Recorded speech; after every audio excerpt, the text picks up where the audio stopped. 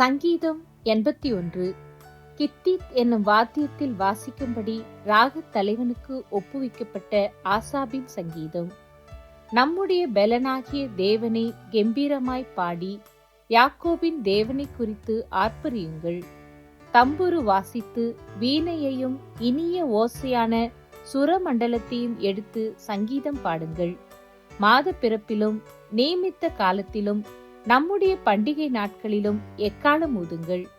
இது இஸ்ரவேலுக்கு பிரமாணமும் யாக்கோபின் தேவன் விதித்த நியாயமுமாயிருக்கிறது.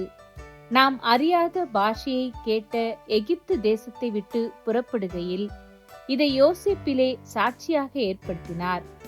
அவன் தோளை சுமைக்கு விலக்கினேன், அவன் கைகள் கூடைக்கு நீங்கலாக்கப்பட்டது.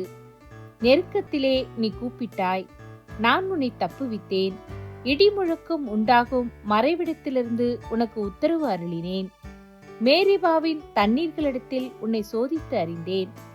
என் ஜனமே கேள், உனக்கு சாட்சியிட்டு சொல்லுவேன். இஸ்ரவேலே, நீ எனக்கு செவி கொடுத்தால் நலமாயிருக்கும். உனக்குள் வேறு தேவன் உண்டாயிருக்க வேண்டாம். அந்நிய தேவனை நீ நமஸ்கரிக்கவும் வேண்டாம்.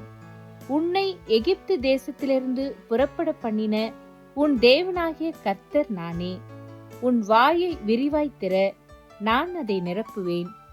என் ஜனமோ என் சத்தத்துக்கு செவி கொடுக்கவில்லை. இஸ்ரவேல் என்னை விரும்பவில்லை. ஆகையால் அவர்களை அவர்கள் இருதயத்தின் கடினத்திற்கு விட்டுவிட்டேன். தங்கள் யோசனைகளின்படியே நடந்தார்கள். என் ஜனம் எனக்கு செவி கொடுத்து இஸ்ரவேல் என் வழிகளில் நடந்தால் நலமாயிருக்கும். நான் சீக்கிரத்தில் அவர்கள் எதிராளிகளை தாழ்த்தி என் கையை அவர்கள் சத்துருக்களுக்கு விரோதமாக திருப்புவேன். அப்பொழுது கர்த்தரை பகைக்கிறவர்கள் அவருக்கு இச்சகம் பேசி அடங்குவார்கள். அவர்களுடைய காலம் என்றென்றைக்கும் இருக்கும். உச்சிதமான கோதுமையினால் அவர்களை போஷிப்பார். கண்மலையின் தேனினால் உன்னை திருப்தியாக்குவேன்.